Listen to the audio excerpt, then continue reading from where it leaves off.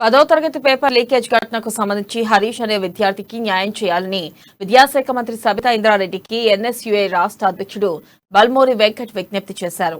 హరీష్ ఫలితాలు ప్రకటించకపోవడంతో సబితా ఇంద్రారెడ్డిని వెంకట్ కలిశారు. విద్యార్థిని 5 ఏళ్ల పాటు డిబార్ చేస్తే కోర్టును ఆశ్రయించామని తెలిపారు. కోర్టు ఆదేశాలతో హరీష్ 2 పరీక్షలు రాసినట్లు గుర్తు చేసిన ఆయన ఫలితాలు నిలిపివేయాలని ఎక్కడా లేదని, అతనికి సప్లిమెంటరీకి అనుమతి ఇవ్వాలని ఆదేశాల్లో ఉందని వివరించారు. ఇక న్యాయస్థానం ఆదేశాలను పట్టించుకోకుండా హరీష్ ఫలితాలను నిలిపివేశారని పేర్కొన్నారు. అధికారులతో మాట్లాడి హరీష్ మార్కులు ప్రకటిస్తామని మంత్రి సబిత హామీ ఇచ్చినట్లు వెంకట్ తెలిపారు.